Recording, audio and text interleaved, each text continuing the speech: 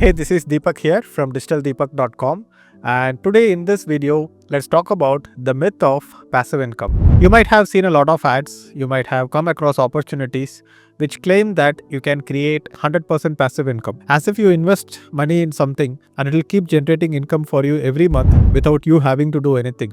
That you can be completely passive and the income keeps coming. And I feel that this is a complete lie because there is no income opportunity in the world where it does not require some form of maintenance. So instead of just looking at passive income and active income, let's understand active income and passive income in a spectrum, because there is passivity to every work that you do and there is some kind of activity to every asset that you have. So to understand this, let's think about active income first.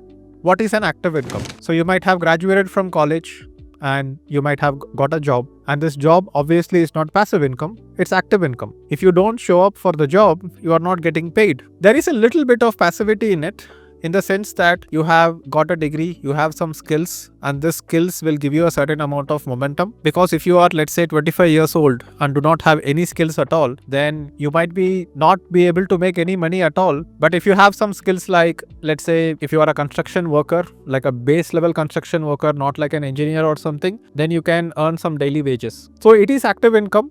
But if you are working as a marketing manager somewhere, that is also active income. But the little bit of passivity that comes is basically your skills that you have already acquired, which works like an asset. So this is the left end of the spectrum. So I'm taking a spectrum where on the left end it is active income and on the right end it is passive income. And slowly we will cover different kinds of activities that can fall under a percentage of active or a percentage of passive, if you know what I mean. So let's think about something which is a passive income and what do we need for generating passive income. So let's take an example of investing money in a real estate property. If you buy a 3-bedroom house in Bangalore for 2 crores, you can expect around 1 lakh a month in rent for that particular house. And it's not like this 1 lakh a month is completely passive income, right? You cannot just buy a house and rent it out and expect income to come. Sometimes you have to find a tenant and the tenant might leave. You have to find another tenant. There might be a few months where nobody is occupying the house. The tenant might complain that some pipe is not working. Then you have to send a plumber,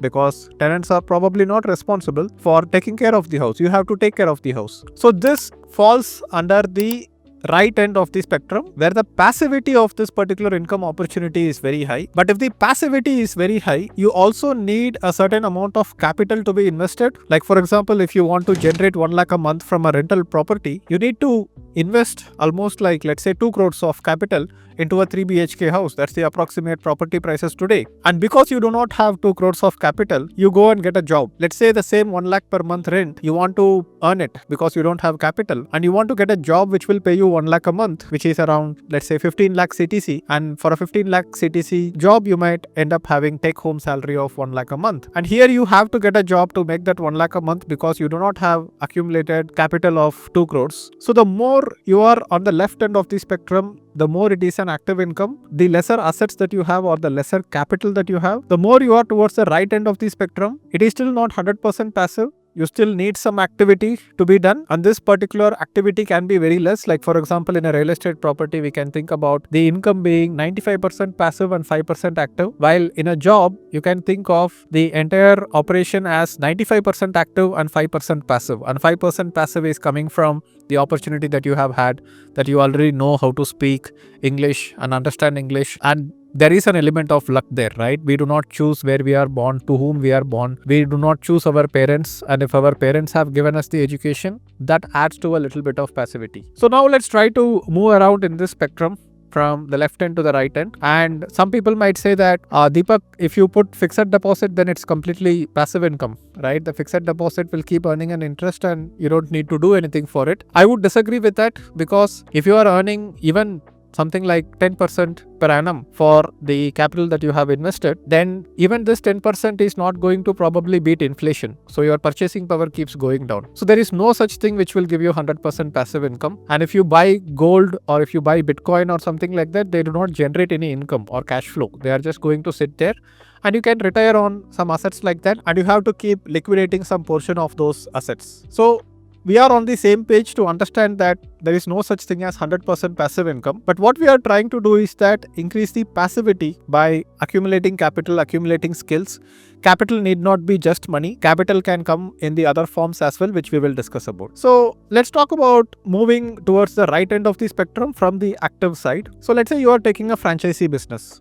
Let's say you are taking a McDonald's franchisee. It still needs considerable amount of capital to be invested in taking the franchisee license. You still need to do a lot of work in the terms of management. You need a manager, you need employees, you need to buy stuff, you need to sell stuff, but there is a certain system that is provided to you. And because that system is provided to you by somebody else, like let's say KFC or McDonald's or Subway franchisee, somebody is providing you that system, somebody is providing you that brand, and in return they are going to take royalties. So it's not like very much passive, but here it is definitely easier than doing a job, and it is easier because you are also investing capital, but after investing capital also you are doing some work to generate some income. So let's say a petrol bunk. Petrol bunk is not 100% passive income, but it's still a business which needs management. But once a petrol bunk is set up, then there is a certain momentum that is going on and there is a certain amount of passivity to it. If you move a little bit towards the right and think about a traditional business, let's say a restaurant. A restaurant is more of a service and less of a product. If you go to a restaurant, somebody needs to offer you food, and for them to offer you food, they need to cook it, and to cook, they need to buy groceries. So I would say that in a traditional business like a restaurant,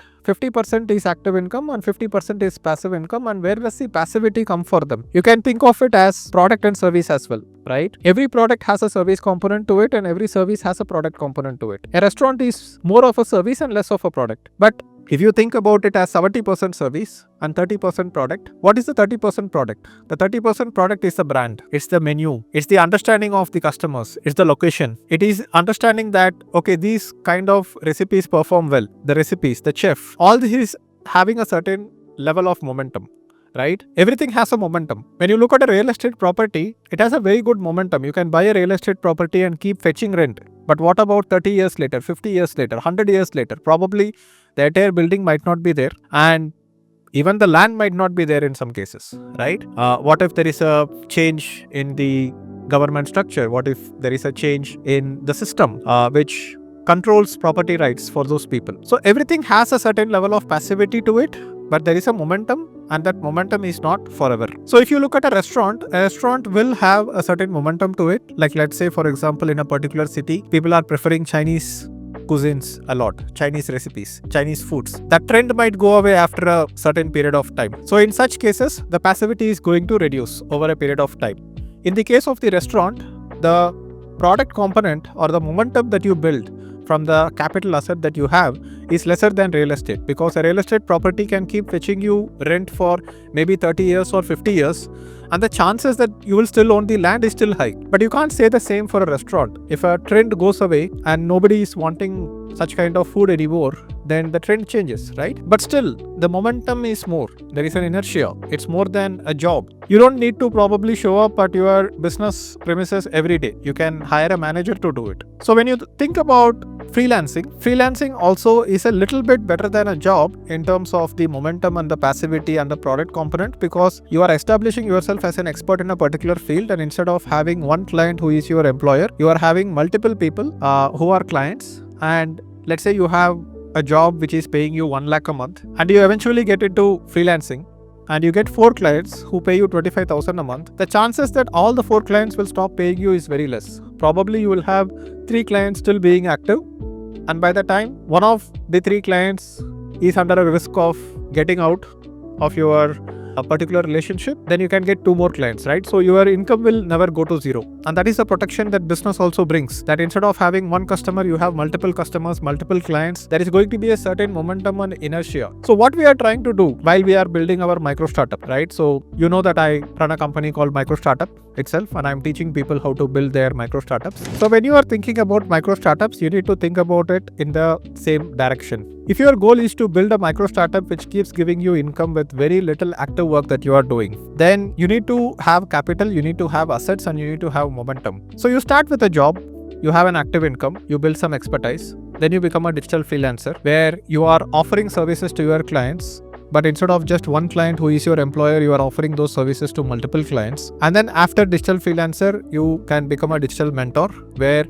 Instead of doing it for the client and delivering it to the client, you are just mentoring them and you are just coaching them in your particular topic of expertise. Then you can eventually get into an agency model where you have a team of people working with your clients. And from the agency model, you can get into a micro startup where you have products and these products act as your passive income assets. But as I said, it's not going to be 100% passive. But to build a micro startup which generates 10 lakh a month in revenue, you probably do not need 20 crores of capital. If you want to generate 10 lakh a month in revenue, you can invest 20 crores of capital in rental income properties and keep generating 10 lakhs a month. But you don't need 20 crores of capital to build a micro startup that generates 10 lakh a month in revenue with probably, let's say, 3 to 5 lakh a month in profit, right? Because there is a lot of activity that you are doing in your micro startup in terms of building the team, building the company, managing the team, bringing new ideas and creativity. So when I am building my micro startup, I am doing some activities, like for example, making this video is an activity, but this video has a passivity to it in the sense that